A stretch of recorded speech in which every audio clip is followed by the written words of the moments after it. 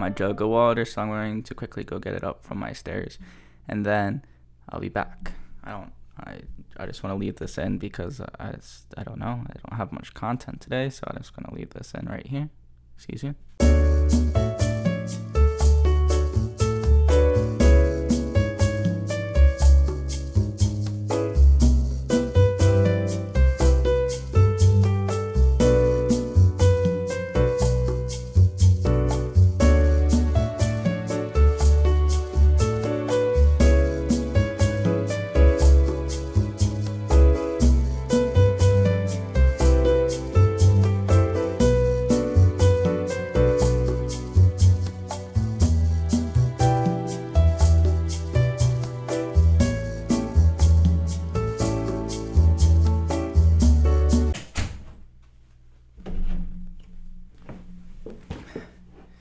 And just like that, I am back.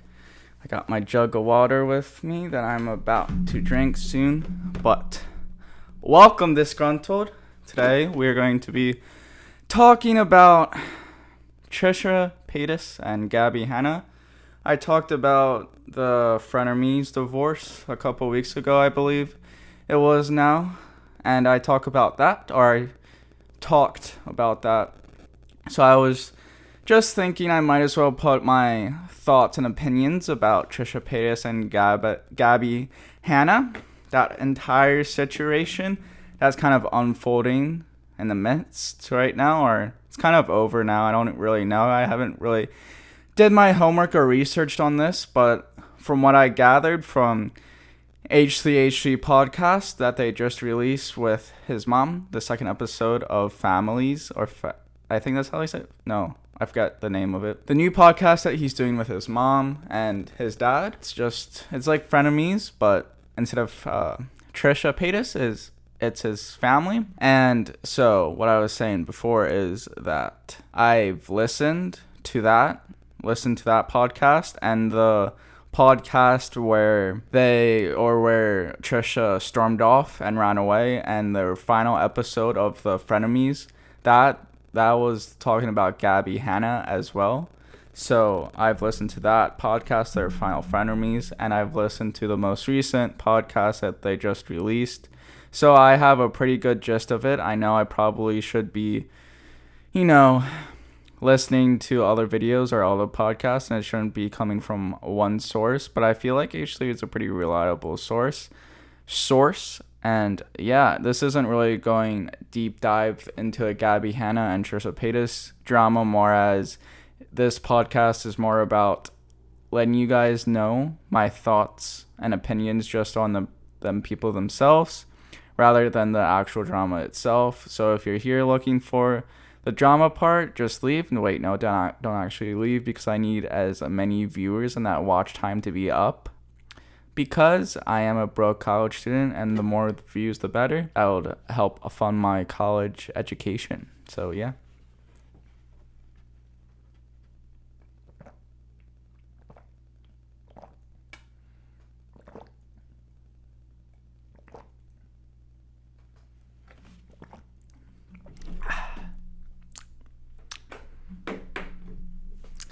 That was tasty. I think I'm going to make it a common theme. It probably already is a common theme because I did it more than a couple times in this podcast or in this show already, but I'm going to continue it, and I'm always going to be drinking out of something pretty big. Let's dive into this drama. So the drama that happened a few weeks ago was that, so basically to summarize it up a little bit, or what I've gathered from it, is that Gabbie Hanna is basically obsessed with Trisha Paytas, and Trisha Paytas and Gabbie Hanna were a part of the vlog squad they intertwined a couple years, or not a couple years, but a couple episodes. So basically, Gabbie Hanna was heading out of the vlog squad just as Trisha Paytas was entering the vlog squad, and Gabbie Hanna's claimed that Trisha Paytas is her friend and basically best friends. And Trisha Paytas does not see that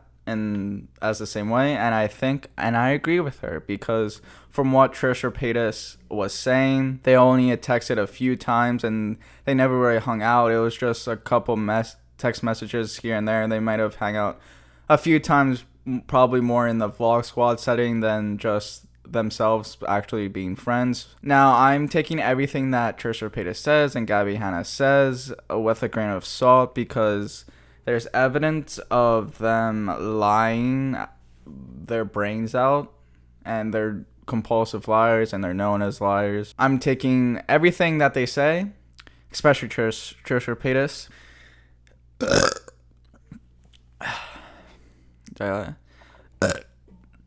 There we go. I think I drank the water way too fast. That being said, that's what Trisha Paytas says, and I believe Trisha over Gabbie in this situation. To step it off, or this kind of drama, what I'm setting up for is that Gabbie Hanna thought that they were friends and close friends, when in rationality, they were just acquaintances more often or not. And yeah, they were just acquaintances who talked every now and then, and I don't call that a friend. I would rather call that acquaintance from what I heard from Trisha. Gabbie was spreading rumors that Trisha Paytas had HIVs or genital warts.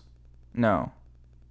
Yeah, she was claiming that Trisha had HIVs when that was not the case, but Trisha responded kind of summarizing what she said in the last podcast of Frenemies, that she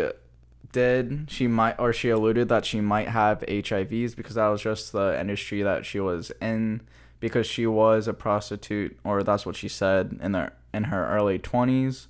So she said that she might have gotten, or she alluded to that she's probably have gotten HIVs, but in recent times, the last couple of years, that's not the case, and that was over a decade ago. And she says that she does not like talking about that, about her life. So I'm not going to continue that conversation about that, her line of business in her early 20s. But that's kind of what the main drama is that Gabbie Hanna is accusing her that she had, or not accusing, but basically spreading false lies that she has HIVs when that was not the case. And also, Gabbie Hanna is basically stalking her. And there was this interview that, it's very complicated. I don't even know most of it or how it went down, but basically Gabbie Hanna allowed or invited Trisha for an interview at her house, and Trisha Paytas accepted, and her and Moses went over to Gabbie Hanna's house, and everything was going well. Everything was going perfect. But then Gabbie Hanna kept making breaks throughout the podcast and asking really intrusive questions and about their friendship and about spotty lies and everything. And that's when Trisha was like, fuck this, and basically left. So it was a mixture of kind of Gabbie Hanna obsessively thinking about Trisha Paytas and verbalizing over the internet and saying how they're basically best friends when that's not the case, and really stalkerish kind of vibes from her. That's basically the drama between Trisha and Gabbie. And I know there's probably a little bit more that I'm missing from it, but that was kind of what exploded in this drama between them. And Gabbie Hanna is just a shitty person. She does shitty things. She makes fun of people. She calls people's names that just met her. She said that she would sue her friends, or not friends, but sue her fans at one point over Discord, I think it was. Basically, all of her quote-unquote fans, not even fans, but basically there was a few people that went into a Discord and saying how they didn't like, I think it was fans, but they were criticizing her and critiquing her, but it was not like a intrusive way. It was like actually good criticism. But she was like, fuck everyone, I'm going to sue them. But they were like only little kids, and they were only criticizing the products that she was giving or the service that she was giving, and she did not like that at all. I think it was like a public discourse or a private discourse where you have to pay to get onto this discourse, and then you can talk with Gabbie Hanna, but I'm not quite sure the details. But it was some service that fans were criticizing her for, and she blew up. Yeah, and she has mental problems as well, along with Trisha Paytas. But that's kind of the little drama that kind of happened between them. And that was right before Trisha Paytas, before the H3 and Trisha Paytas drama blew up. That was like, they were talking about that drama, so it was basically one drama and filtered right through to the next drama with Trisha Paytas. And this is where I'm going to tell you guys my opinion on Trisha Paytas and Gabbie Hanna. Now, I know more information about Trisha Paytas because I followed her for a longer amount of time, and I don't really know that many things about Gabbie Hanna because the only things that I know of her is just the couple of videos that she was in the Vlog Squad that I watched when I was actually watching David Dobrik before that entire scandal came about. And then that one song, my roommate Josh was always making fun of that song. It was about, I think it was last August. He nailed it to the point, but I'm going to show a clip right about here. Overwhelmed, overworked, overpaid. I'm on top of the world, sitting pretty on the stack, but the status quo cracks in my veins. At the bottom of the universe, I'm feeling all the weight. People die for this, people lie for this, people suck and fuck some guy for this, pay their toll for this, sell their soul for this, play my part, but what's my role in this? I'm not built for this, all the guilt of this, I don't think I can deal with this, I'm not old for this, I'm gonna fold with this, sell my soul, but, wait, no, hold on, I got it. Hold on, no, I got it. People starve and I get gold for this. You just did it. Good job. Of him singing the song, and other than that, and then other than the recent drama that came up about Gabbie Hanna, I don't really know too much about her other than those three things. So I can't really dive deep into everything that Gabbie Hanna did throughout her entire career. But if you want a kind of quick dive, or if you want to know more information, I'm going to link the same guy that I linked in the other H3 Frenemies drama or the last podcast. I'm going to I just lost my train of thought. I am sorry. But okay, I'm going to link the same guy that I linked last podcast when I was talking about Frenemies. I'm going to link him because he goes through every single thing very thoroughly. He goes through tweets, he goes through videos, he goes through reactions. So please go check him out. I'm going to put his name somewhere on the screen, probably here or here.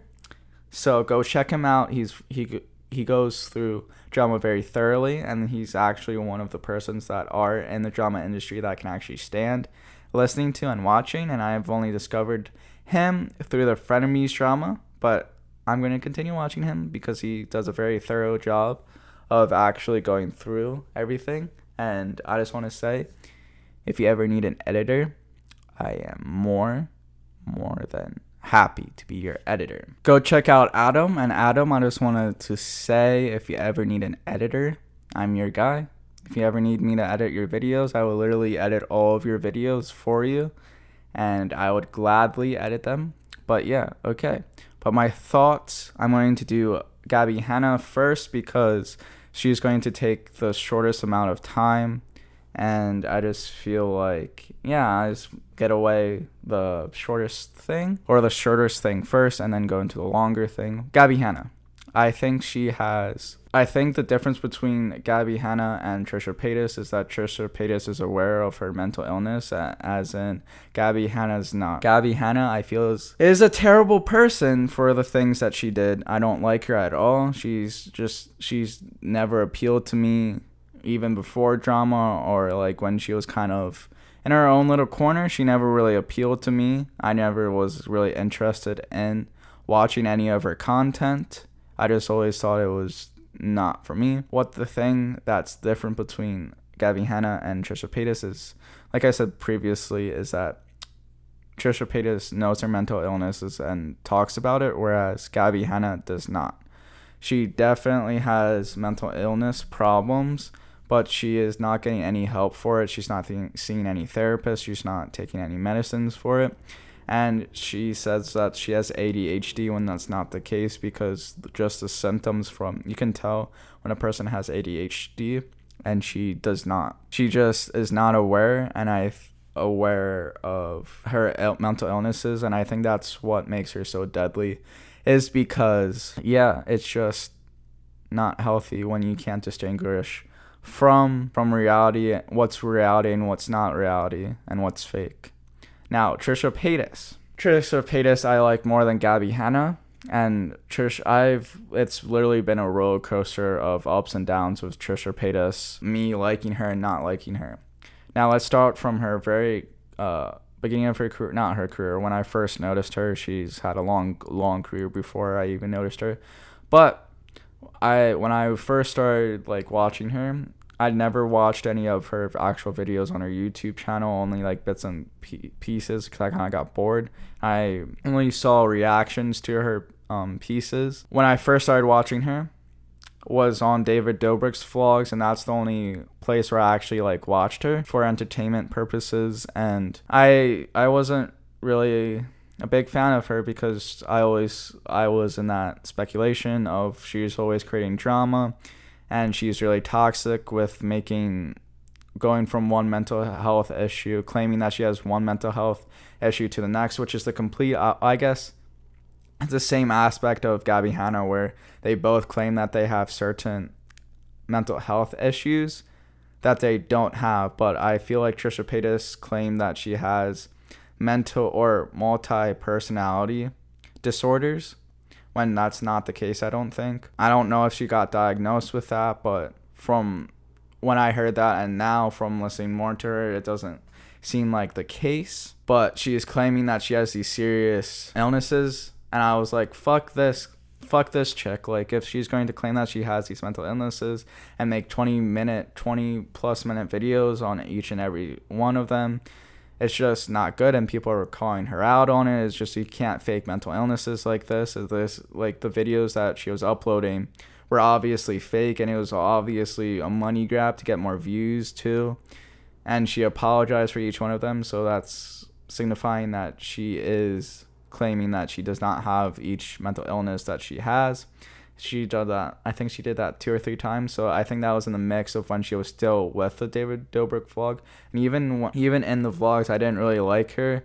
She just, I don't know, was too flamboyant, I guess, or too outgoing for my manner. And she was always causing problems. So I was like, all right, this is just a attention grabber, money seeker. And I was like, all right, I'm not really that big of a fan of her. Moving forward a little bit, after she left the vlog squad, I didn't really hear anything about her other than her faking mental illnesses and stuff. And after that, I never really took like a second thought to her.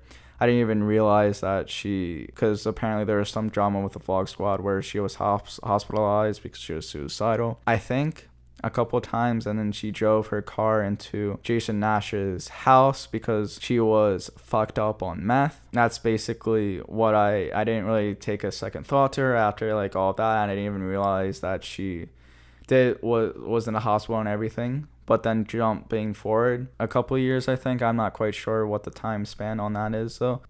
I saw that she was doing Frenemies show, and I was like, oh my god, that's really cool. Like, I thought it was just one interview, but then I saw that he actually made a show with her. I'm like, oh wow, did Trisha like change her ways? And it looked like she changed her ways. I'm like really happy for her. I'm like, all right, not that all my feelings for her didn't like completely vanish when I saw that. My first thought was like, are you sure you want to be doing this, Ethan, are you sure you want to be doing this? But then a couple months in, I was like, okay. I thought she would leave the podcast. I thought she would, create drama like she recently did a few weeks ago. I thought that was coming a lot sooner, but I was kind of anticipating this like drama filled exit that she's usually known for. But I was like a couple months in, 3 months, 4 months, I'm like, okay, Trisha, okay. And then I started watching the podcast when I really started to watch their podcast when they were doing the stuff about David Dobrik, because I was super interested in that. The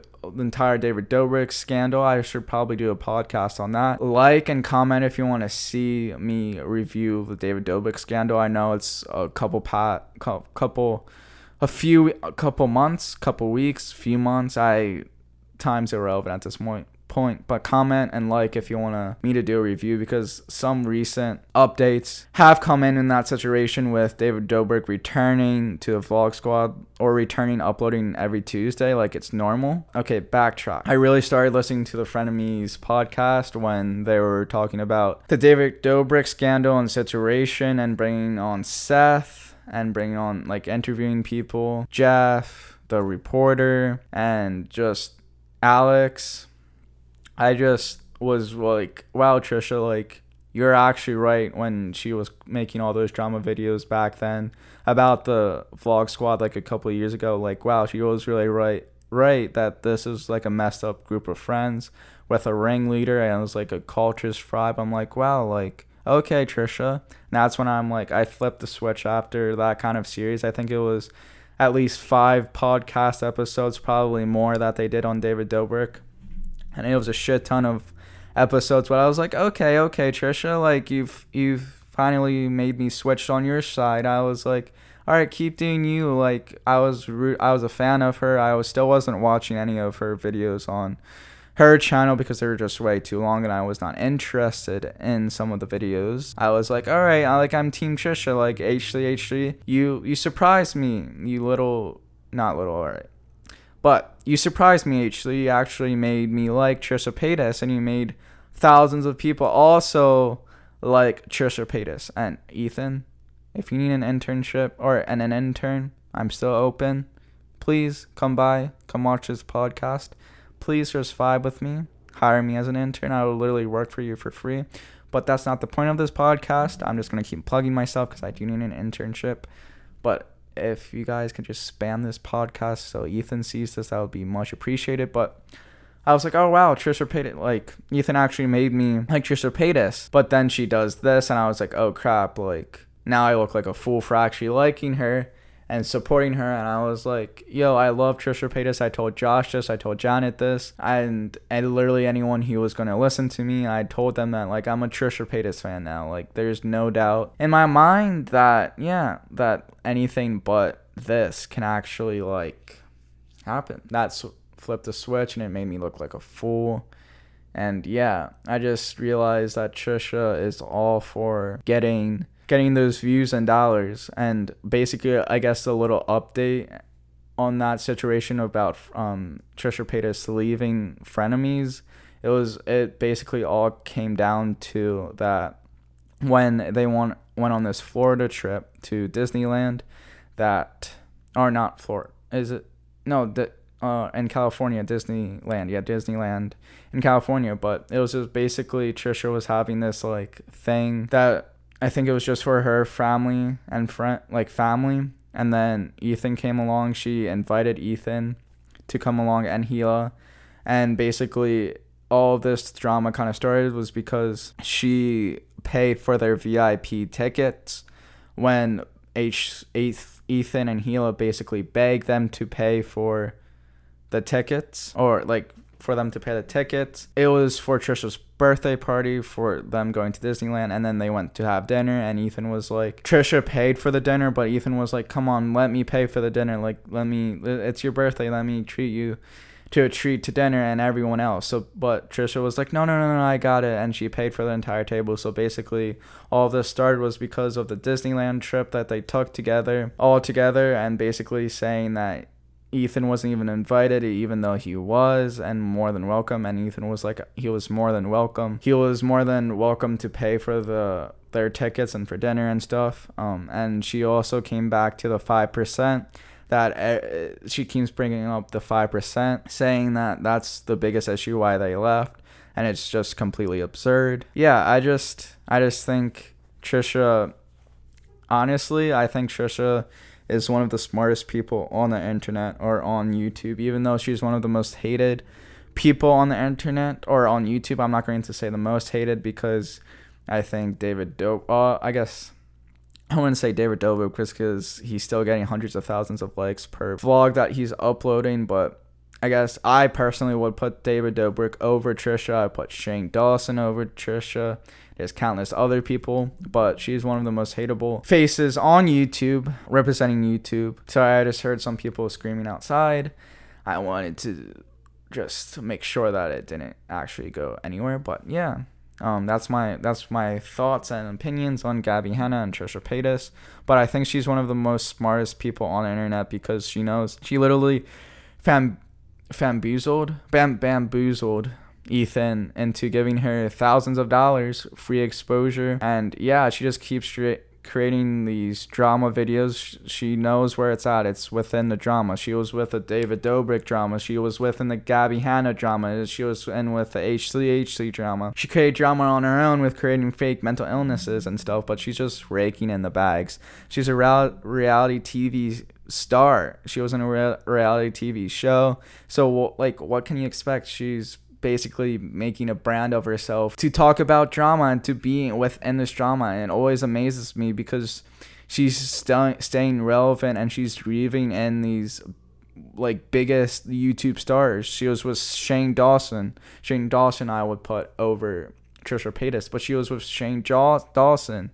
Like, how the fuck is she getting with all these people, like friend groups intertwined? Like, how is she doing it? I don't understand. Like, she makes people like trust her, like she's gonna change for the better, but then she just does this, like exit frenemies. Like, it amazes me. She's always mixed in with the drama some way or somehow, and I don't understand how she's always doing it. She's smart. What can I say? She's doing on this on purpose. Like, she's blowing up situations. It's so timely as well. She just times it perfectly. I just don't know how she does it.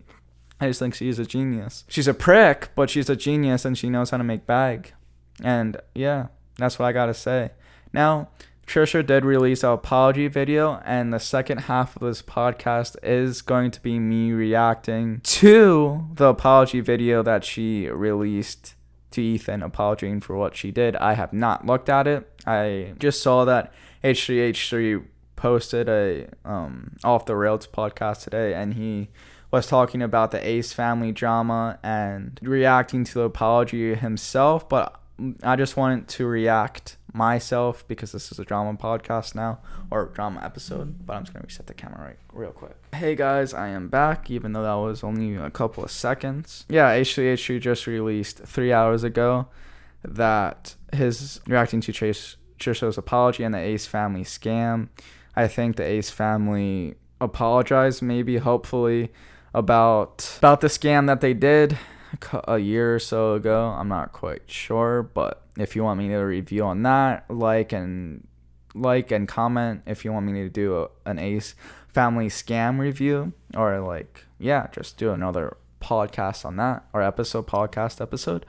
But HGH released a podcast 3 hours ago reacting to the scam Off the Rails and stuff. I'm going to do my own reaction because I just saw that and I forgot that she did a apology. I'm just looking up the apology. I really hope that it's not. God fucking damn it, it's 39 minutes long. It's 39 minutes long. How? Should we watch it? What time do we have? Of course, there's probably going to be 5,000 ads, but we're going to do it. Hi, me again. So I'm in a good mood. I think I'm in a good mood because I finally started. Okay, with every one of these videos that she does, I hate when I watch the videos that she did, like reacting to this entire H3 drama. She can literally make these 40-minute videos into like a 5 to 10 minute video, but she's just making them that long to fucking rake in the AdSense, and that's why she's genius, because she knows that suckers are going to be watching the entire video. Like, she fucking is a genius because she knows that people are going to be watching the entire thing, and yeah, that's just a part of her genius. She just makes extra long videos knowing people are going to watch it, and suckers like me that watch a couple hours of content of her and is making her money. But yeah, she just draws out this so much, and I'm regretting reacting to this, but we must react to it. 12 seconds in and she already delayed it.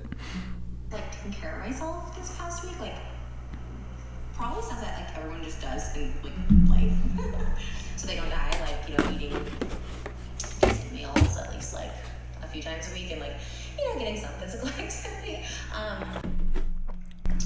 You don't need to say that. Just get to the point, lady. Trisha, you don't, like, no one cares about your day. Just get to the point of apologizing. Make a 2-minute apology next time, like, please.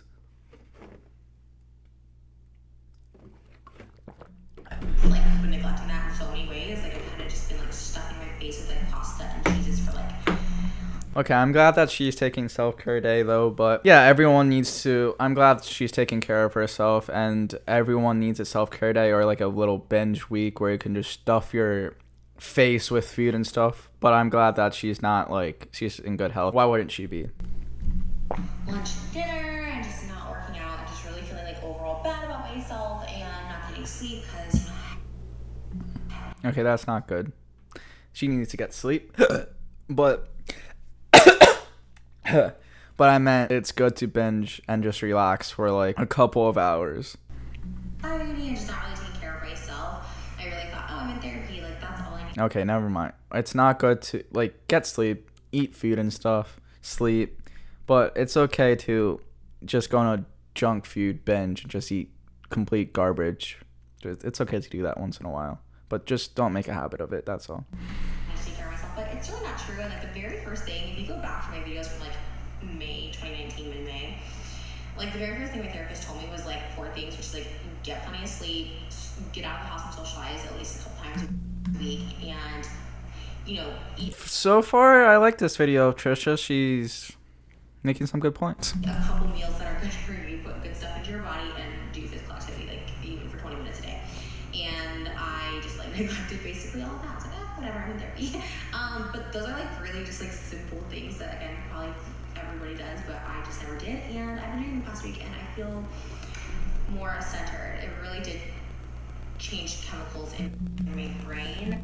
I'm glad she's taking care of herself. I mean, even though she's a bad person and she's just money hungry, I'm glad that she's doing all right. And I don't wish my worst enemy to be filled with anxiety, depression. They're 2 very bad things or very bad things to experience.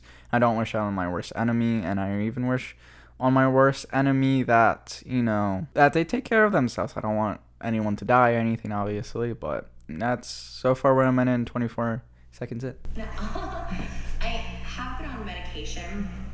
That's not an excuse, I'm just telling you guys, because I was put on new medication at the end of May, and people say it takes up to 2, it can take 6 to 8 weeks to like kick in. So I'm going to be like on the like 6-week mark, and like maybe it hasn't kicked in yet because I was talking about wanting to get off medication.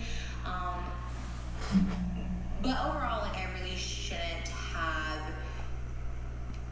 actually taken time off for myself while being put on medication because I don't respond well to medication. I've been talked about being on lithium before, which is like so ironic.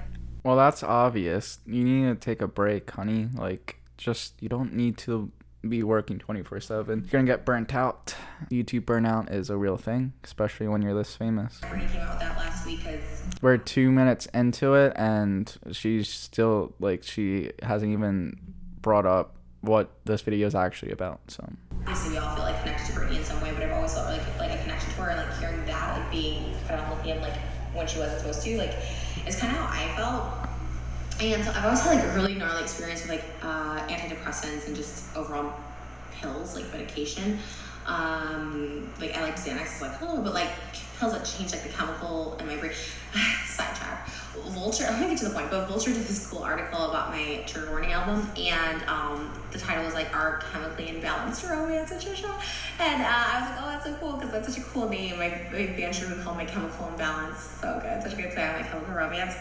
Maybe an album cover will have to be named that, but I was like, that's so hard. Already plugging 2 minutes and 45 seconds in, and she's already plugging, and she's already expanding. I'm glad that she brings awareness to mental health though, and like allows a platform to actually talk about, but she doesn't bring a good platform where she can actually openly discuss it with her friends about having mental illness. But it's good that she's bringing it up and openly talking about it, because many people are experiencing mental illness, and it's a thing that needs to be talked about, not regularly, not like this, like, oh, we shouldn't talk about this. Like, yeah, it shouldn't be bad to talk about it. It shouldn't bring stress to be talked about. It should be a normal thing to be talked about and to get help.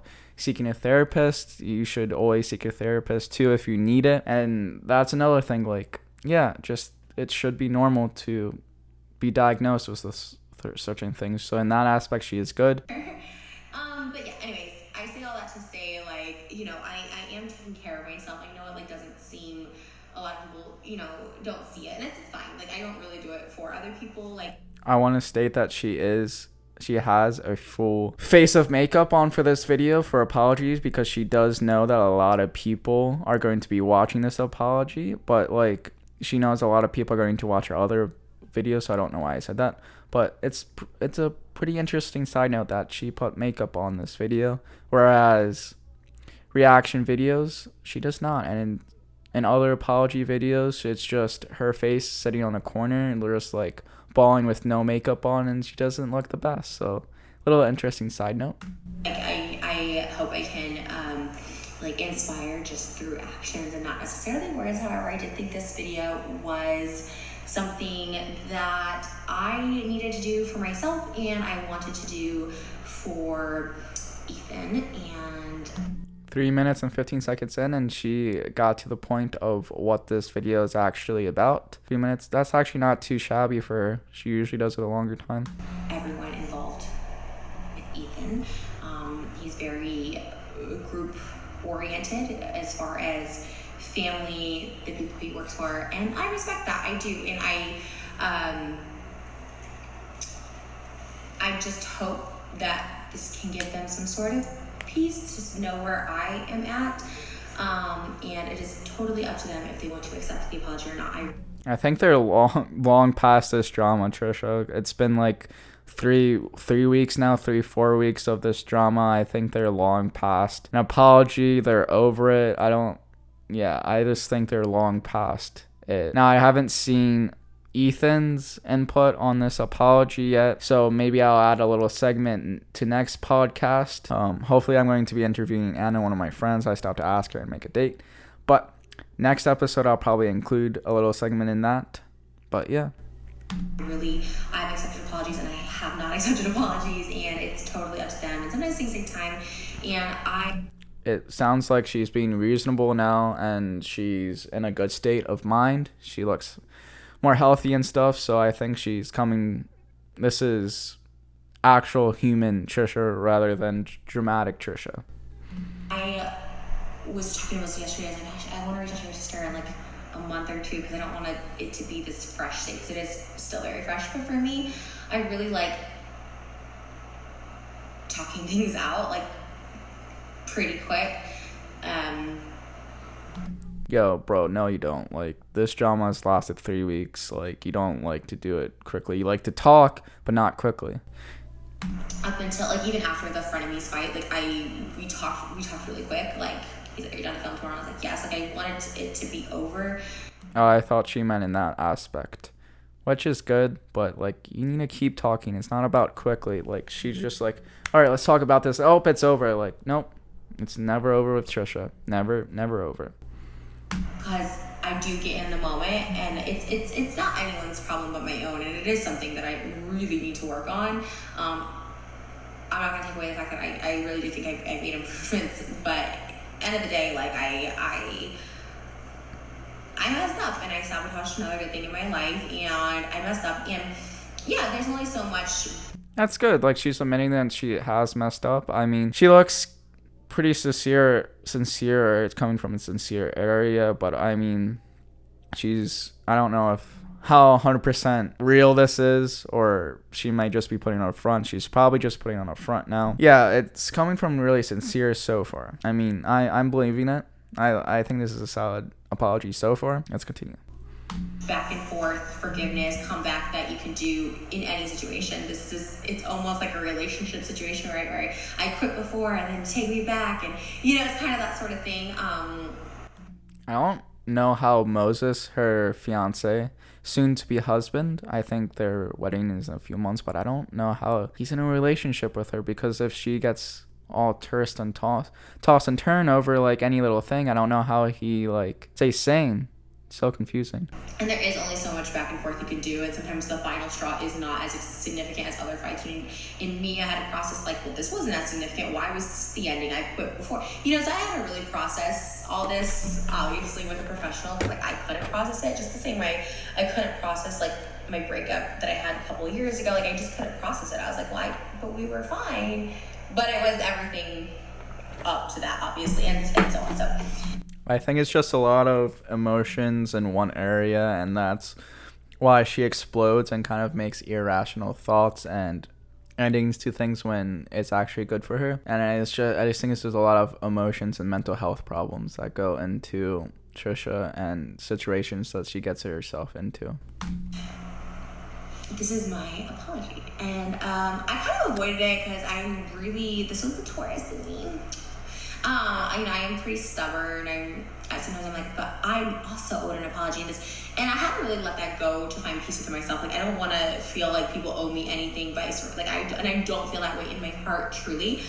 I really don't feel like anyone owes me anything in this situation or other things in other situations, Oh, that's like what I wanted to talk about too earlier. It's just like Gabbie, Hanna, and Trisha Paytas lie so much that you don't really know what to believe, and that's basically the front of Trisha's drama, is that she just constantly lies. She constantly lied throughout the Frenemies drama, and it's just insane the amount of lying that happens. Sometimes both fronts as well, and it's just crazy how much people lie. Just like, be a good person and don't lie. You don't need to be creating drama every 2 seconds, I saw a video of this person who's just so miserable so many years later, hangs on to things from the past and has all this hate and resentment and just made this person really ugly. I'm like, I don't want to be that person, and people have called me this person's name. I was just like, bro, that is you. She's literally been holding grudges for years now. Oh, like the thought of it, like that kept me up at night, you know what I mean? So all that to say is I'm really sorry. I hope Ethan watches this. He doesn't watch my mom. Okay, that's the fakest I'm sorry I've ever. She was like, I'm sorry. Yeah, I'm sorry. Just like, don't. If you're not gonna be sincere, don't make an apology video.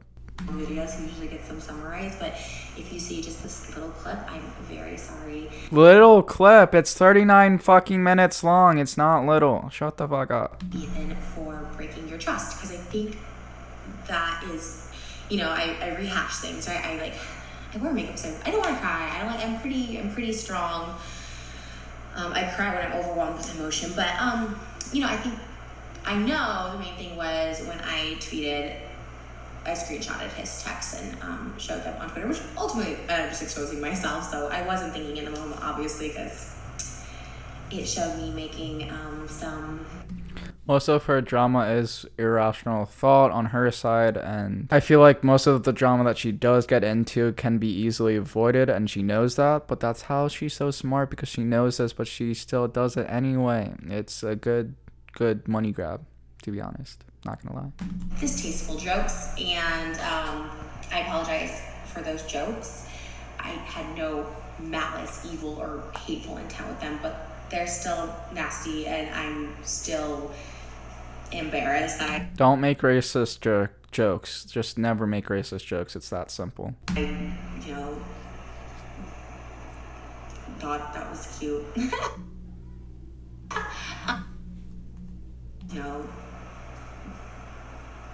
Thought that was cute.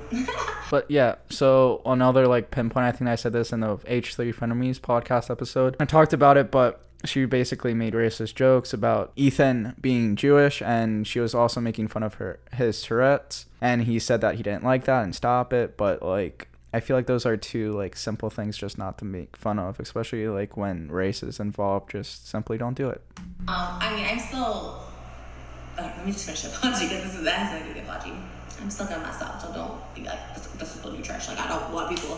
I don't need to be hyped up. Just let me say the piece. So that's the tangents that I explained. That don't have those tangents, and this could be 25 minutes shorter. I really apologize for breaking your trust. He had tweeted something somewhere along at that, like, he's like, this is crazy, this was someone I consider my close. This is making me mad because she's saying that, like, she broke his trust and everything, and they're basically almost about to be family in a few months. And, like, why ruin such a good thing where you're making thousands of dollars and probably it's a steady thousands of dollars each week, rather than get a money grab and make like a couple $100,000 and then just keep going, where you can have sustainable money week on and weekend. Like, why mess that up? Just why ever mess that up? Because it's free thousands of dollars. You come up to a podcast, you sit down for a couple hours and you leave. It's basically 4 hours of your time. Why mess it up? It's closest friend, like a week ago. He had said that, and I, like, at the end of the day, like, I loved doing this show, but like, I really loved him as like a friend, like, truly. It was he was Lemonade Renters Insurance Company. another fucking ad. Trisha. That's actually a pretty good. Only 7 minutes in. Wow, I don't even do that. I usually put an ad like 3.5 minutes in. Proud of you, Trisha. Ethan's really different off camera in like a good way. He is definitely one way on camera, and like his personality persona, that's him or whatever. Like it's whatever. But him off camera is actually like really like calm and just very like kind of chill, and like nothing matters. He's a very chill person that way. Like he kind of can like have things roll off him pretty easily. And like I learned a great deal from him being that way. Because I'm like, oh, okay, He would things that I thought were such a big deal. He's like, it's not really a big deal. He would kind of like de-escalate things that I thought were big in my head. I think that's why Frenemies lasted for so long, is because Ethan was able to de-escalate a lot of things from Trisha. But that's one of the things that I would love, is to meet Ethan off camera, because I love Ethan and I want to meet him. And that's good news coming from her, I guess, that Ethan's actually a good person. Which was like, that was like someone I needed as a friend, and yeah, I do consider us friends, and I think like beyond losing the show, which was forever will be a great thing, like it really does suck to lose that, to damper the personal relationship. That's why I'm so mad too, because this could have been such a great thing, but then she just like that destroys it over nothing. Like I love watching that podcast, but after this it's just like it's ruined. Even if they do come back, which I don't ever see them actually doing, and Ethan said that himself, but like even if they did, it wouldn't be the same, and it's just sad to see. She ruined something great. It's not lost, and I would like to personally reconcile, but again, in time. I'm such a pusher that I'm like, I need to talk about this right now, but in time, I apologize for not communicating with you even better on a personal and professional level. I'm really bad at confrontation. I said this last podcast, but it's all easily could have been avoided with two major things: a contract and communication, the double C's. Believe it or not, I really do have to the point where I explode, and that's with my family, with boyfriends, with obviously in this work environment. I've never had like a consistent job like this, right? Or it's like, and I should have communicated my issues, my struggles, my feelings about all of it, the changes that were happening and stuff like that. I should have been open to it. I'm really bad with competition, like I said. I'm really scared that people. I'm like, even when I text people, I really am trying to like not sound mean or aggressive. I'm saying LOL or I'm sorry. I'm that person that like tries to apologize when I have like something to say, because I hate competition. I don't want too much emotions went into this podcast, and too much conflicting characteristics and people with their ideals. It's just too conflicting, and that's why I eventually like messed up. I mean, Ethan was a part of that. He was a part of a little bit of the issue with that as well, but it's just the characteristics colliding with them, and I think that's also why it kind of exploded the way it did 10 minutes in. Especially with Ethan, when I ever brought up something. Memberships is a good one. You know, I was not going into detail or whatever, but, you know, I always wanted to be like, I'm grateful. Like, I just, you know. I was listening to the podcast today with his parents reacting to the Gabbie, Hanna, and Trisha situation. Just hearing that, it's the relationship. Trisha thought it was from a friend's. This was from a friend's standpoint. This podcast is friend standpoint, where Ethan was coming from it from the job aspect or the money aspect. Not, I can't come up with the words, but more professionalized company aspect, production aspect, and I think that's the downfall as well, because Trisha thought it was more of a friend thing and not really a big company thing either, and that's where it kind of imploded, like a company, like Ethan was thinking of it as she's the employer and he's the boss, whereas Trisha was coming from like they're just doing it like a friend podcast. I think that's the misconception from what Trisha was thinking, and it was just two completely different wavelengths of what they thought the podcast was, and kind of, I guess I can see from both standpoints, but that should have been established at the very beginning, whether it was like Ethan's the boss and she's the employer, or if it was just a friend thing. But that's why I was kind of not going Trisha's way, but kind of seeing where Trisha was going, because in both standpoints, if you kind of put it in yourself in each situation, you kind of understand it more. I understand it from Trisha's point, and I also understand it from Ethan's point, but I think that's why everyone's going Ethan's way, because she was overreacting with the 5%, and Trisha's more in the wrong than anything else.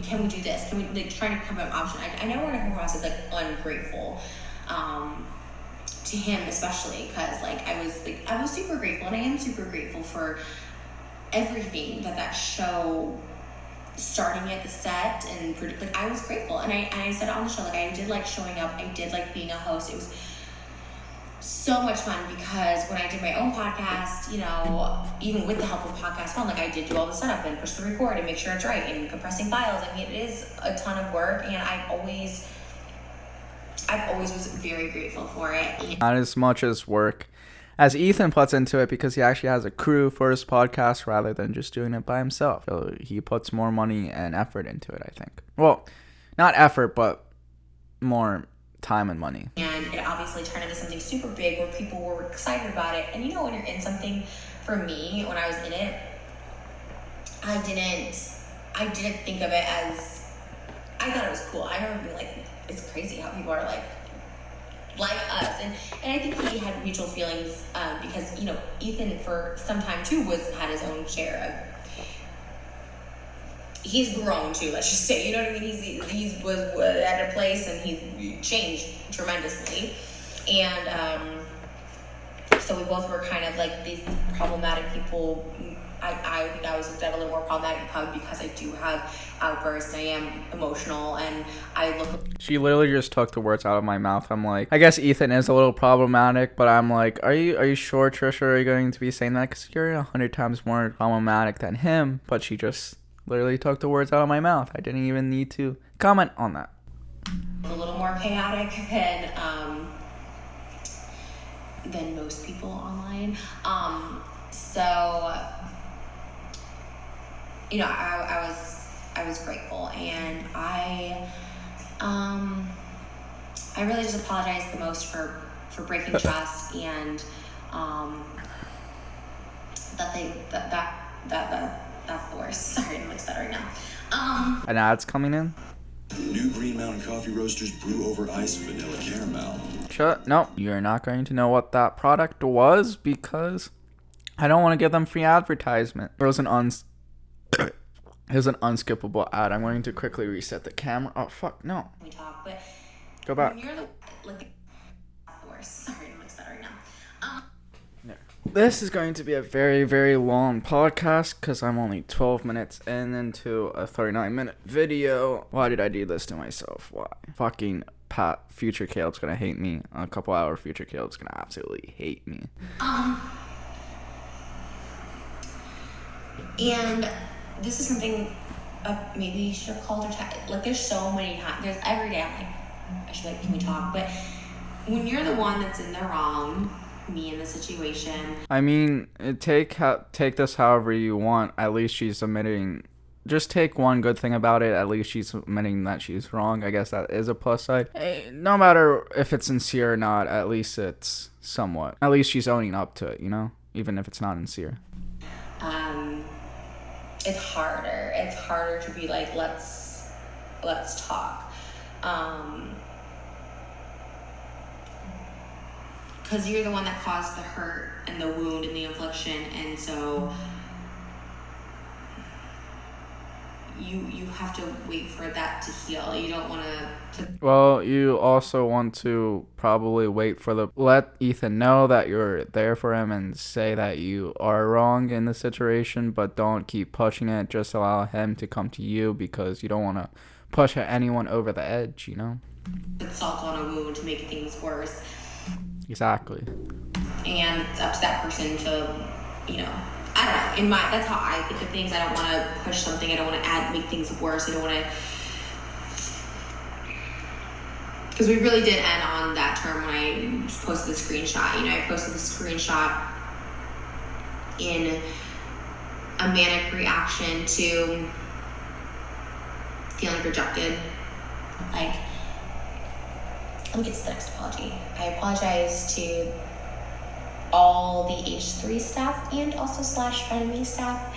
I guess it's kind of Frenemies staff, but not really. It's not Frenemies staff. It's H3 production staff, because you were the employee coming onto this. One good thing is that she is apologizing to them, and that's what counts. At least she's making someone aware of that situation.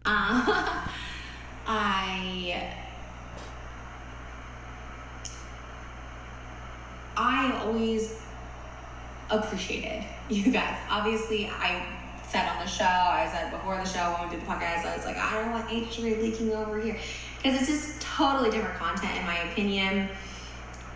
The way I expressed myself, communicated this, was disrespectful, and I really apologize. Specifically, just as much, I was gonna say more, but just as much as my apology to Ethan. It's, Ethan and I are on camera, right? I always thought our risks, our tips as what the content was when it happened. It didn't happen much because it was real. Anytime I was triggered or whatever, I went into a episode. I feel like she has both two very different sides of her, where she's calm and collective in this, but when she gets kind of in a manic state, she's kind of contradicts herself, like she just did here, where it's triggered, but when she's in this manic state, she uses it ironically rather than unironically, or she uses it unironically. I get those words mixed up, but she contradicts herself in that aspect, where she kind of went, it triggered, but in the moment she actually uses that word really. I know that's probably nothing, or I'm probably being nitpicky there, but I just thought that was an interesting thing to put out or to say. I was happy to have that be the content, but it wasn't that often, because it really does affect me, literally. It really does send me into a spiral. I feel a lot of sarcastic tones to this, and from the general feel of this, I feel like she doesn't really mean it, and it's just to get it out of the way. It's kind of more of a burden than anything to record this video, upload it, and make thousands of dollars off of it. And we didn't have that for so long, and it felt really good, and I think people liked that so much more. I saw a TikTok of this amazing artist named Inky, which I actually met her ironically when we were filming Frenemies vlog number 2 on the Hollywood bus tour, and she had come up to me, and she had done portraits of me before. She's an amazing artist, and she did the one of me and Ethan sipping tea, and then she did this cool trick thing where all of a sudden it became pizza, and it was us angry. It's so pretty. Now she's going to take 5 million minutes to actually access it. She goes off on these tangents so often. I guess I do too, but it's annoying when it's not in podcast form, because this is an actual video rather than just a podcast. Make it more interesting. Do some cuts. You're allowed to do cuts, Trisha. I'm giving you permission. And it really kind of made me really, really sad, because I started reading the comments, and here it is. I don't want to get copyright, so let me just turn this down. Okay. This is the art. It's Inky Witch. Ad. Bring the fam to Red Robin. No, you didn't hear that. You did not hear that. You did not hear it. Don't get that. Whatever you heard, don't get it. Don't. No, I'm just joking. Get it. Like, that's actually a coincidence because Lisa and I got Red Robin for her podcast or afterwards. It's a coinky dink. But she's showing the art now, and that's actually pretty cool. My feels yesterday. I was like so emotional. So she's like drawing all this out on like some iPad or computer program or something. Oh, that's actually really cool. The artist she's showing. Shut the fuck up. Yeah. Like, you can't see it now, but it's a really good animation of them. It's so cool. But all the comments are actually so sweet because the comments have been brutal. I mean, Ethan's stands are there. Again, I respect. I'm an online personality. I post content. I respect, a loyal fan base. Bro, you should have like done a little research on that before starting drama with Ethan. I feel like Ethan, H3's H3, like fans are the most loyal. One of the most loyal is like dedicated fans, and like if you attack him, you basically attack millions of people. Like you should have known how hard we go defending our boy, spicy boy, Ethan Klein. Should have done a little research. But yeah, everyone's like they should have never ate the pizza.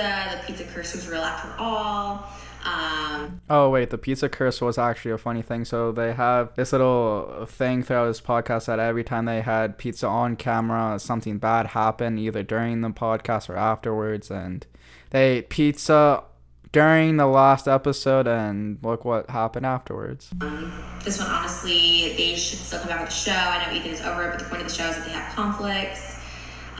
If they get back together, just flip it smiley side up. There's no return. I don't see them making it just because she broke way too many bridges. Maybe if they took like a break, a 1 or 2 week break possibly, but she just broke all the bridges possible. Literally never bought something. Oh, she selfies. Cool. Everyone should tag it. Trisha liked it this time. I did like it. I don't blame them if he's dead. It seemed to stress both out. And yes, I want to make that clear too. This is in no way me trying to be like, oh, give me back. You know, I've always been resilient, and I'm someone. He's not gonna bring you back even if he wanted to. Well, very different. Me and Ethan, like, and it was evident on the show. No kidding, you guys are different. Lol. And not in a bad way at all, because like. I explained that earlier this episode. Yeah, that's basically why I exploded. They're way too different, I feel. He's so successful. He seems very content in life, and I'm someone. Not to quote Hamilton, but I'll never be satisfied. I'm someone who's always just ready for the next thing. Then what's next? What more can I do? Like, I try and do just the absolute most.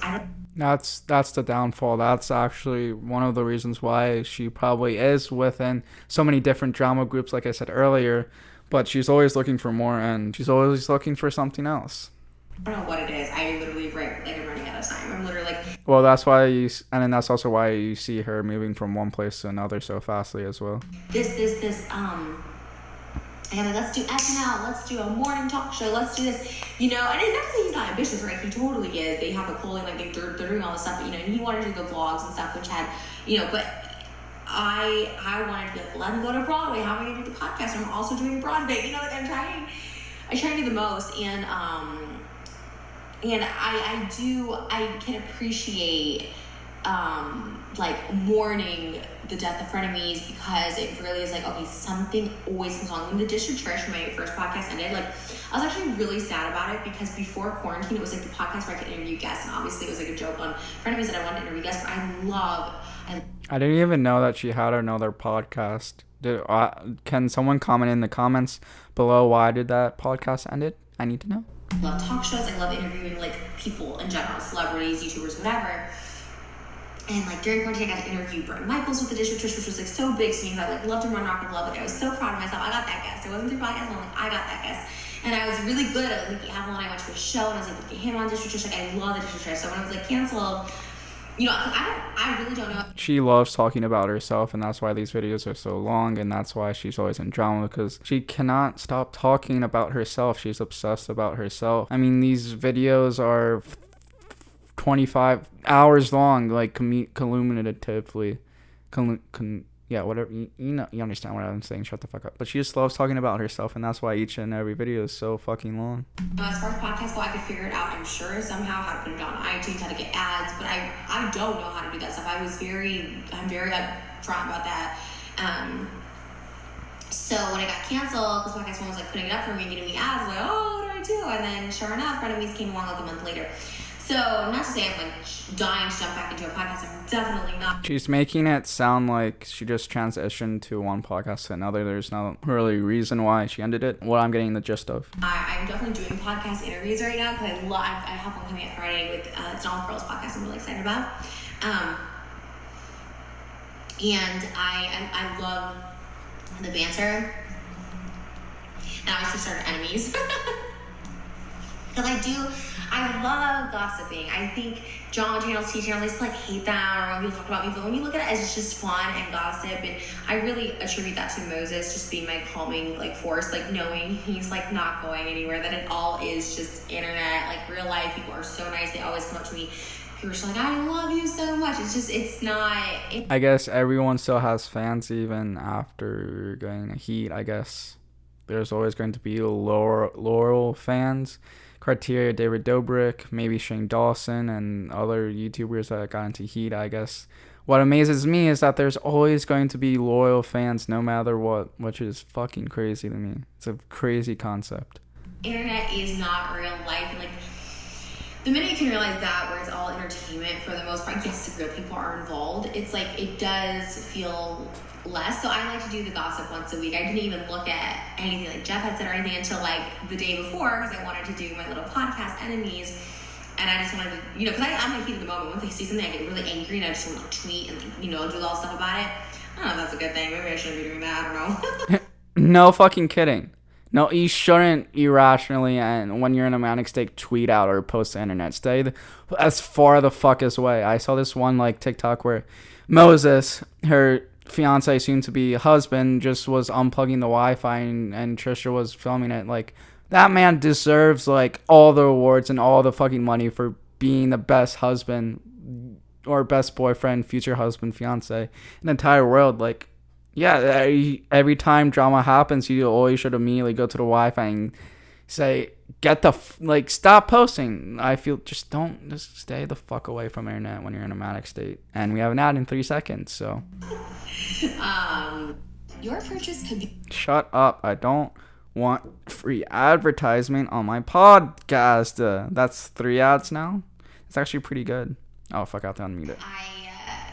I'm so I'm grateful for it. So again, this is me just more making peace. I'm okay. And so I did a 5% vlog because I was giving 5% off my spicy accountant site, and this shouldn't be labeled apology to Ethan. This should be titled making peace with Ethan, because this isn't really an apology to Ethan. Obviously, it was a joke because I knew people would click, and it did. More people clicked on it. Obviously, it went from $4.99 to $4.74, so it was like a joke, whatever. But I was starting to do more content on there because, you know, need another job. I don't like to hustle. I'm just someone who always wants to hustle. I always want to keep working. Sorry, I'm getting so sidetracked. But, like, I was like, you killed the meme. I'm like, I'm so sorry. I killed the meme. That was being mean to me. It is what it honestly, it is what it is, you know. It looks like she doesn't give a fuck about this situation anymore, and she's like long past it. I feel like she's been long past it for like a couple weeks now, probably like a couple days after the incident happened. I mean, she probably still feels, like she said throughout the 20 minutes so far, that she does still have some regret towards it. Like, she wished that she could continue it. It looks like, or I can sense that she's long past this entire situation, and she's just been drawing it out more and more to get money, posting TikToks, posting YouTube videos, I feel, and tweeting to keep it relevant when it's really not. This could have been resolved or distinguished in the few days afterwards. Like, apology video and everything, the buns, fucking cheese or burger, fucking cheese, tomatoes, lettuce, ketchup, all in a couple days, and another bun. Like, it's just a fucking money grab from her. Let me get back to the apologies, because, you know, I really am trying to. It's not an apology. It's talking about yourself and making more money. So shut the fuck up. to release, let go, and move on, and hopefully, you know, have family get-togethers, which I really do enjoy. And obviously, for Moses' side of the family, like, you know, they like seeing everybody together. I enjoy it. I like that. I don't really have a large family. I have a good family, but I'm a large family, so it's kind of nice to do. And you broke off ties with a part of your family with Ethan. I mean, I still have to react to or watch H3's most recent podcast to get his viewpoint on it, but he seems pretty over it and kind of mad at Trisha. Not really cutting off ties per se, but probably forgive her a couple months down the line. But yeah, it's just you ruined the part of your family to make your family bigger. Family gatherings, I enjoyed all of them. Passover was the best Passover ever this year. So, anyways, I really sincerely apologize, truly, to the staff. I sincerely, truly, no, I really do. No, I'm sure. I'm positive. I'm sincere. No, I'm like sincerely, truly sorry for blowing this situation up when it could have been solved and I could have had a steady couple of $1,000s in my pocket each week. So I'm sorry. That's what it sounds like. Like that. Maybe she put on the full face of makeup so she wouldn't cry and have that like stigma. That could be a reason why she put a full mask of or full face of makeup on, because her previous videos regarding this, she never had an ounce of makeup on. So maybe she's trying to not cry. I think was the To ruin the makeup. biggest pill for me to swallow. Like, that was the biggest sword I've had to take into, like, that's the biggest dagger for me, because I have a lot of issues. I am drama. I quit everything. I quit Celebrity Big Brother. But even on Celebrity Big Brother, like, I fought everybody on the show. I was like so pissed at everyone on the show.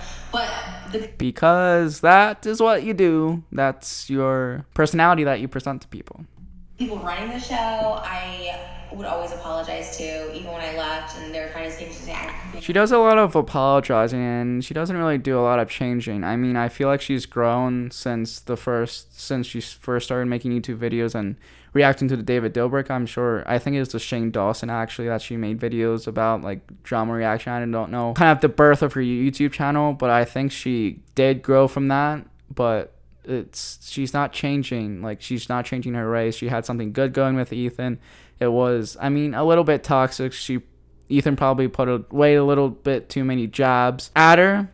So did the crew. But, like, comparatively to the situations that she was in, it's 100% better. And as, like, comes a point where, like, you should make a bigger, like, change in the last 5 years, because I feel like she's been pretty apparent about it and self-aware about it, even though she might have not said it. I know she's been self-aware, but she's not making that much of an effort to actually change, because she had something really, really good going, thousands of dollars, exposure, good friendship, good family relationship with this. It's just a shame. I'm so sorry. Like, I know their job was to convince me to stay in there and stuff, and they were all great. They got me a therapist at the show, but I quit Celebrity Big Brother. And I regretted quitting Celebrity Big Brother. Like, when I got out, it was this kind of the same thing as Frenemies. When I got out, I realized, like, so many people loved me on that show, but inside it felt, like, bad and toxic. I don't know. Again, issues I'm working through. But it seems like every place is bad and toxic at this point. Like, what job or what situation isn't bad and toxic for Trisha Paytas? I mean, like, literally, she's never satisfied, and that's probably one of the most annoying thing. Like, not every situation's toxic. It's not. It's just how the world works. Some are toxic, but most aren't. It's just feels like every situation that she is quote unquote toxic. But it was never the crew, and even this, I apologize because it was disrespectful for what I said.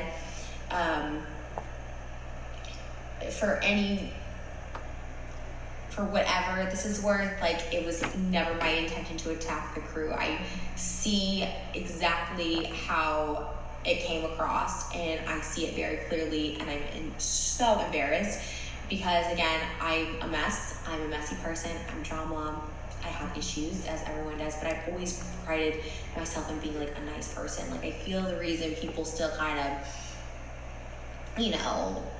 hang out with me, like friends on YouTube, you know, Gigi and Colleen and Joey, we all keep in touch. It's just like I'm a good person. I am drama, and I understand, like, you know, like not being on brand to be in videos. Actually, enjoy just did a video, but you know, I genuinely think that she's a good person. She just is after money and drama. I mean, I don't know. I don't think she did really anything bad, you know, like David Dobrik bad, or Shane Dawson bad, or Jay Station bad. I mean, she did a lot of awful things, but in retrospect, I don't think she's a bad person. She's just annoying and money hungry. They've always been great friends to me and stuff, and it's because I'm a people say good people aren't. I'm nice, you know. Hi, we're Fiverr, a global market. No, they're not Fiverr. Don't fucking do anything with them, because they're not paying me. They're paying Trisha.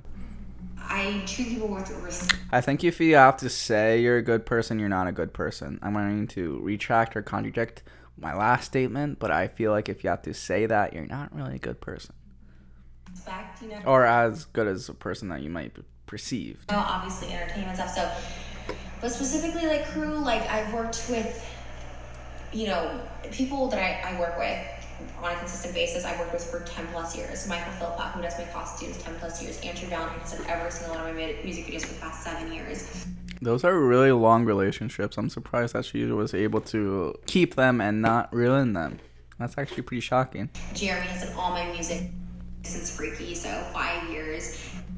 I guess she is paying pretty well. Angel and Ari have been with me since literally 2013, so that's, what is that, 8 years.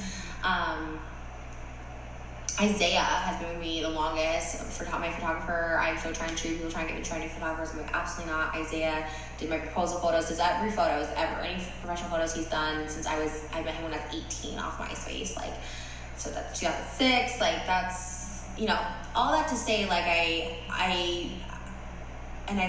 see videos, I treat anyone who works with me, tries to make a vision, a dream, something come true, and like, I try and treat them with them. I treat, you know, I always pride myself in treating them with like respect and just thanking them, and my dancers, like in music videos even, I always thought they got underpaid, and you know, they take tax out of the check, so I've always like slipped them extra money, you know what I mean? Like I'm the person who will overly pay, and I think she generally means well. It's just that she's manic state and mental health gets in the way of a lot of things, and she becomes into this like manic state where she can't really like control herself, and she just does what's the first thing or first thought that comes into her mind, and she doesn't really think about it.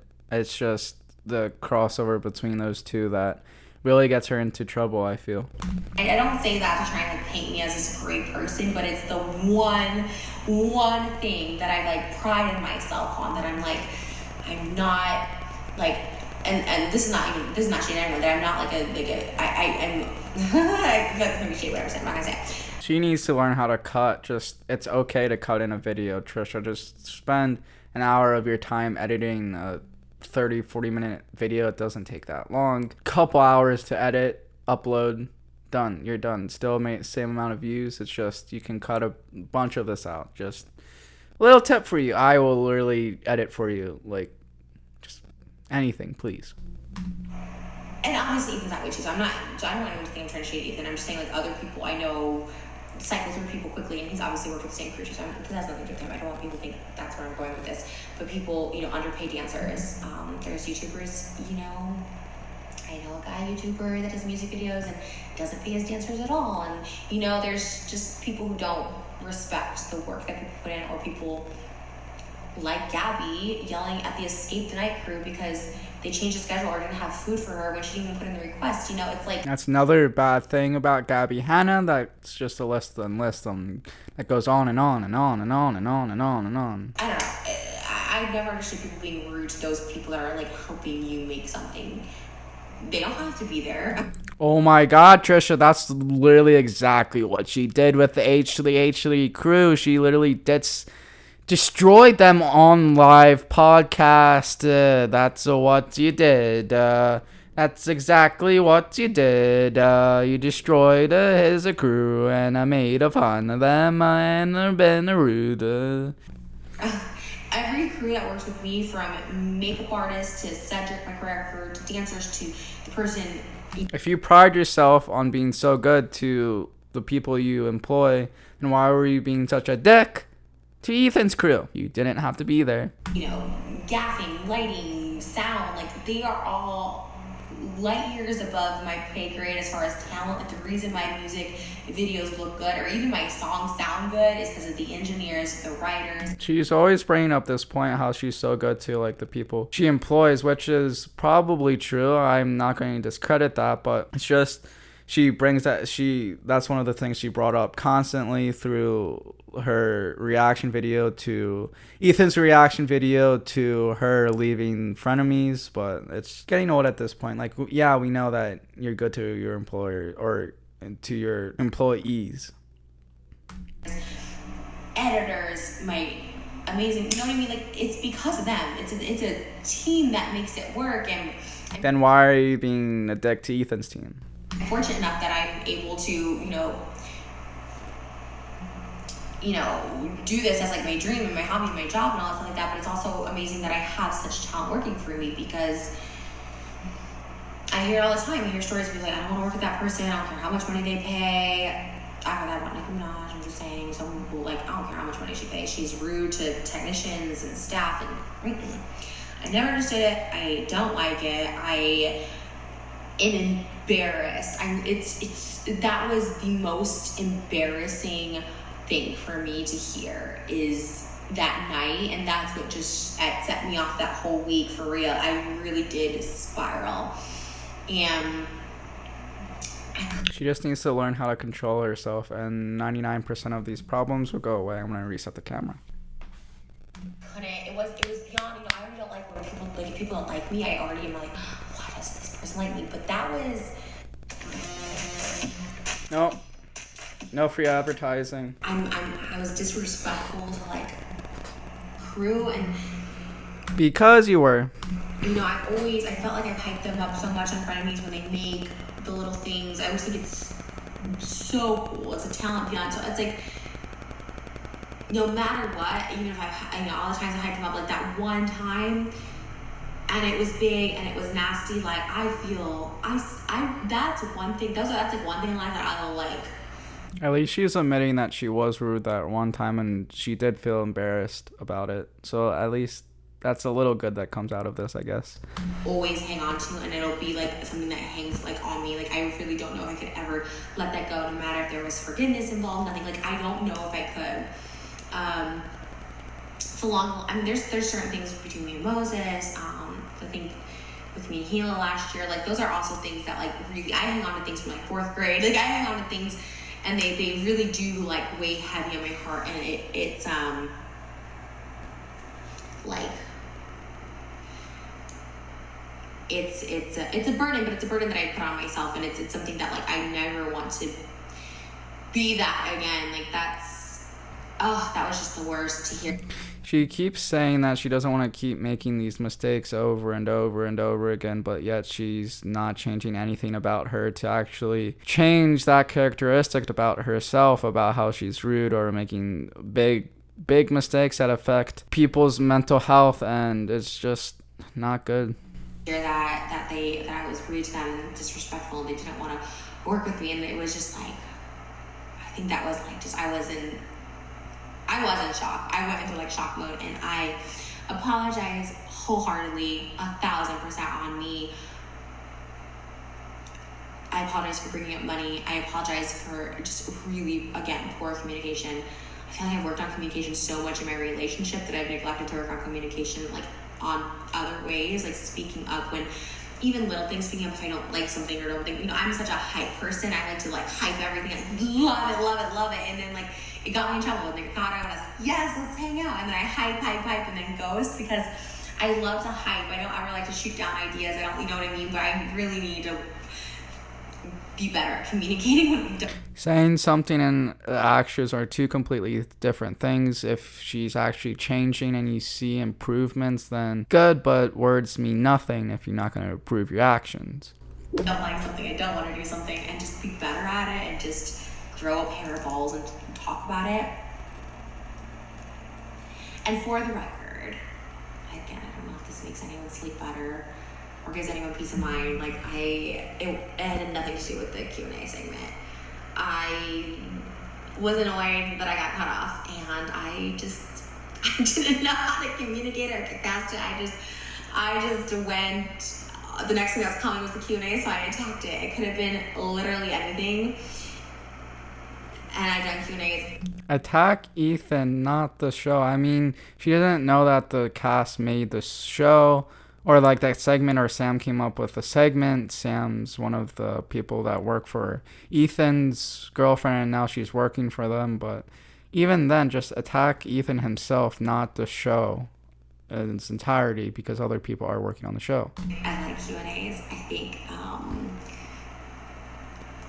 it had nothing to do with it. It had nothing to do with that. And it had nothing to do with staff. And I really, really apologize if I insulted anyone or made anyone feel less than that day, because that's never my intention. My final apology goes out to Gila. We have not talked, and this particular incident didn't directly involve her, but there was... I'm surprised, like, that's big news. I didn't think that Gila would cut off communications with her. I mean, rightfully so, but man. You know, I apologize again for my name. Oh my gosh, that's the first time she cut. That's this entire video, halfway through the video, I think only because she's filming with a DSLR and it cuts off after 30 minutes, so I need to cut, but it's just you can cut more than just once. Not being forced to by the camera or equipment. Just you can cut. I'm letting you. Papa Caleb is letting you cut. I apologize for my the names I called you last year. It's gross, and it was brought up again in Ethan's video, and so there's still some distaste for me there, and I understand it completely, and I apologize. It's something that top two ugliest things I've ever done in my life, and I've always appreciated your welcoming me into your home after that and being kind to me and letting me into your home. Gila, the true hero of this entire saga. Like, she's literally the most perfect human being alive, other than Janet. Janet's the more perfect, not gonna lie. Being around your son and into your world, I really do have a lot of respect for you, and I know that she is. This is the most sincere that she's been the entire video. I think she still resents Ethan, but has all of her heart in Gila, which is good. But I think she's trying to make goods with Moses' sister, and that I feel like that might be a big part, because if she gets crossed up with Gila, then that's going to bring up big issues with Moses and have big problems with their relationship. So that might be it. An extension of Ethan, obviously. They are a team, and me. I don't think she gives a fuck about Ethan, and she may give a little bit more of a fuck with Gila, but she's just putting on persona to keep Moses happy. Talking about Ethan indirectly, but also directly connects her to it, and I did not want that. I don't want that, but for what I did say to you last year, I'll always feel guilt. I will always feel disgusted and grossed out by it, and that was the biggest turning point for me, that like I need to know how to handle not going off and going to that ugly place, because it is ugly. It's nasty. So I agree with you, girl. It was super ugly. Let's go. Apologize. And I will always apologize. I don't mind if that keeps getting brought up. It should. I don't try and hide from any sort of disgusting things I've done. I will always apologize. I will always take any repercussions from that, comments or whatever, because it's gross, and you did absolutely nothing to warrant that or warrant any of this, and I'm sorry that it trickled over to you, because I really have always loved, respected, admired, and been inspired by you. So And another good thing that comes out of it, at least she still respects Hilo, because that's the true queen that you should be worshiping over. Trying to think if there's any other apologies. Nope, just end the video here. You don't need an extra 7 minutes of this video. I'm really sorry. I really am. It's now it's the stages of a Trish freak out. Another fucking ad. No. I love how there's an escape room ad on it. I don't know. There's some drama that I'm missing with escape room. I've seen on the right hand in the suggestion, the truth about Gabbie, Hanna, and escape the night drama there. So I find it pretty ironic that there's an escape room ad on this video. Like, I feel good. I feel strong. I feel like, loved and cared for over here. With all this now put out there, I feel like I can fully move on. So maybe this was a selfish apology, but No fucking kidding, it was a selfish apology. You were literally talking about yourself 95% of this video, and you literally probably already moved on like a couple days after, and I literally think that the only reason why this brought up was because of money and fucking views. I hope it can give some peace to even the crew and Hila that I'm sorry, and I hope in time that we will be able to talk again. Like, I know once trust is broken, like, it's nearly impossible to gain back, but I'm willing to put in effort, and at the end of the day, you are my fiance's family, and I respect that so much. Probably more than... This is the most sincere she's been, and it's probably towards the end of the video, and she's probably really tired, and that's where you're seeing the emotion come out. She's probably just exhausted from talking. Well, probably not, because she loves talking, but I don't know. Anyone would know, but I respect that so much, and ultimately, Ethan and Hila are the reason me and Moses are together. I'm happy. Put more I found someone who really does love me unconditionally, and I ultimately apologize to Moses. He always tells me, stop, you don't need to apologize. Like, I'm always like, I ruined your life, I did all this, I ruined our life, I ruined a good thing, it was how your family more, and like, stop it. He's someone who's just always so supportive, but I do have to start thinking about, there's Moses. I don't want to, I'm not trying to embarrass him with all this, all of our past traumas get brought up, past conflicts, past hurdles all got dragged up again, and it's not easy. It's, you read that stuff and you're like, I start thinking like, you shouldn't be with me, you shouldn't do that, I shouldn't be with you, like, this isn't gonna work. I think Moses is the most perfect being for him, for Trisha, because he's more centered, self-grounded, and I think they make a good couple, because he deals with a lot of her nonsense, and he actually loves her. What I'm getting the sense of it, and is always going to be there for her. It's just, I hope it doesn't explode, or she makes it explode and ruin another good thing in her life, like she's been doing her entire life. Because this is how we're going into our marriage, and he's like, but it's not, we healed it, we resolved it, and that's again. I feel like, he's a very good person, Moses is. He deals with a lot, and he's a generally good person. And just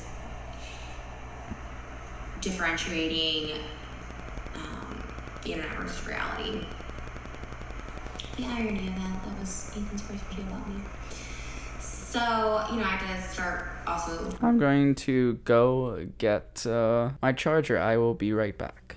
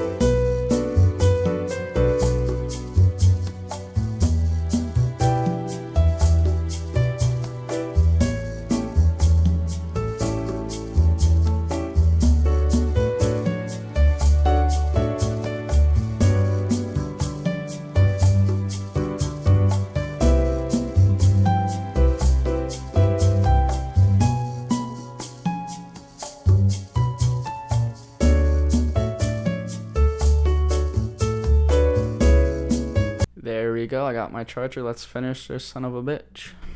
Taking into account that, and same thing with Ethan on Frenemies, I also was representing him because we are connected, and I'm also representing Moses because we are connected, and I have to also, I put my family through it. My family, I didn't even realize how much stuff they took because of me being associated with me. Really? I feel like that's pretty obvious because literally in their name, how the fuck wouldn't they be associated with you? Skincare collaborator, Charlotte and Close Skin Enhancement, my, clothing line collaborators, Marisol, they received such an onslaught of hate too, and I guess I didn't realize that, I did, that my family went through that, but I didn't know the severity until I would see messages that they got, and they're great, they're strong, and they support. That's obvious. If you're going to be a public entertainer like she is, you're going to, the family surrounding it, even if you mention or get a glimpse of it, they're going to receive hate or comments, depending on the situation or love, etc., etc. It's just, it comes with the showbiz, girl. They stand by me because, again, I do pride myself in having good intentions. I really don't want. You can have all the good intentions you want. It's about the actions that you perceive is how people are going to look at it. You can say whatever the fuck you want. It doesn't matter until you prove it through actions. Change your actions. God damn it. Have bad oho on anyone. I don't. I don't want that. I don't want anything bad. I want everyone to succeed. Because if you wish well for everyone, then if there's only if you only think positive things, that's what you attract. If you think negative things or you look for negative things in other people, you'll also attract that, even subconsciously. And that's a weird thing. And you look for drama, and that's what you're getting. You're getting a crap ton of drama your way. But I really, focus. I really try and see things right. When Frenemies continued, of course, initially you're just like, I'm irreplaceable. And everybody is replaceable at the end of the day. They replaced Suzanne Summers on Three's Company twice. Not as good as the original Christine, and Farrah Fawcett too. She'd just be walking off of Charlie's Angels first season, but also replaced. Everyone is replaceable. And I'm happy it's his mom, and obviously there's ads and there's the responsibilities that we had. We had a contract for a year for ads and stuff, so obviously he had to continue it. And I the initials oh no.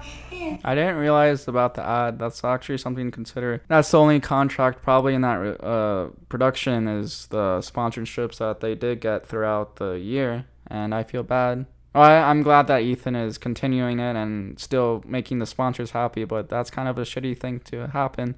But that's more exposure for them because it's not bad drama. It's not like someone's a freaking R word ist in this situation, like the David Dobrik thing. But it's good drama, exciting drama. It's over, but at the same time, I'm glad he found a way to bounce back because I really do think it's all about keep going, and we are similar in that way because I gotta keep going too. I am really sad that I didn't get to celebrate Ethan's birthday. I have his birthday presents here. everything is bedazzled pink and black. So, well, I guess if Families is still going, I guess he could still use it. I don't know. There's no bad juju on it, so maybe I could do a video presentation of what I got Ethan for his birthday. I was very excited. I take birthdays very seriously. It's like a month in the process. I don't know. And he's someone who can get anything he wants, so I thought I put in a lot of thought. But anyway. Oh, that's actually the saddest thing. That's like tearing my heart away. I just feel so bad for someone who spends a lot of time and effort on money on a gift that they don't. I don't know. I just get so heartbroken when I hear about that. Anyways, yeah, again, I like anyone that does well. I wish people well. And yeah, that's it. I don't know. I hope this gave peace of mind to the people I apologize to, or at least some sort of whatever I took away from you. I'm sorry. If that's spirit, if that's respect, if that's whatever I stripped of you, I really, really am sorry. I'm really, really sorry for breaking trust. Breaking trust is the worst. Then don't do it. It's really awful. So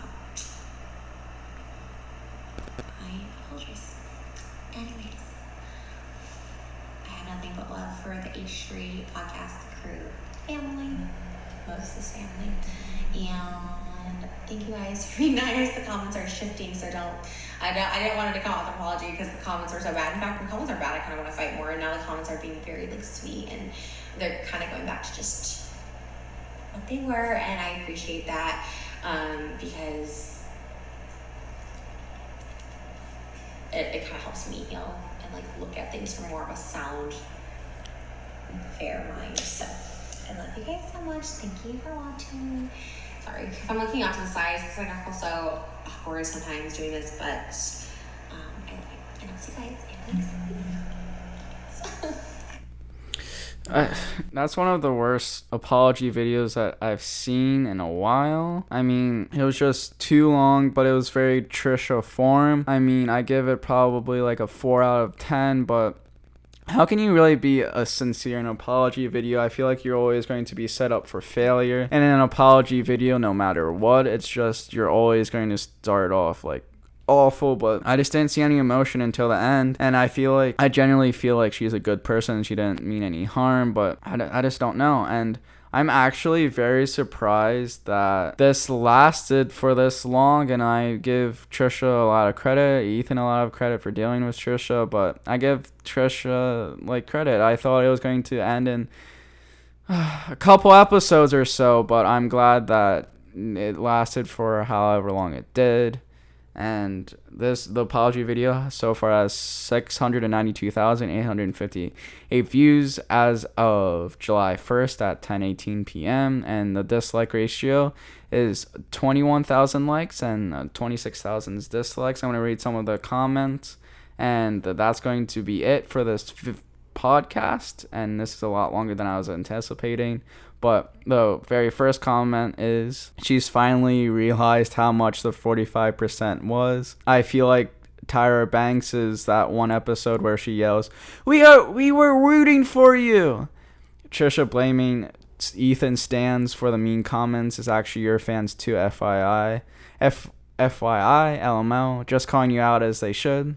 You don't apologize to someone by talking about yourself, giving yourself excuses. That's literally what I've been saying for the past, like, throughout the entire video. So I'm glad that someone agrees with me, because usually I'm on the wrong side of the opinion. Not really, just joking. But, and then last comment I'll read. I guess two more comments. First comments is, Trisha, it's not Ethan stands. It's people with common sense that you see you are in the wrong. I started watching the podcast for you, but I clearly see problems with your actions. I'm not trying to embarrass Moses. Sis. ... Yeah, okay, one more comment. Sorry, these comments are just gold. Okay, Trisha yesterday. Ethan Klein. Enemies number 1. Trisha today. My apology to Ethan. I'm about to Venmo request you for the medical bill I'm about to obtain from all that whiplash. These are pretty goddamn good comments, not gonna lie. If you ever need a laugh, just look at one of Trisha's videos after some drama and you're going to get a fucking hoot. But yeah, I didn't think that I had content for this week, but I just want to say sorry I didn't upload it today at 5:30 a.m. like I usually do, and this is the first time in a few weeks now, probably a couple months, where I pushed it off to Friday. I've just been working Instacart. I made $420 so far in 3 days, in 21 hours. That's pretty good for me, college student. But yeah, thank you. If you made it this long, I applaud you. And it's an hour and 51 minutes before post edit or pre edit. But thanks for watching.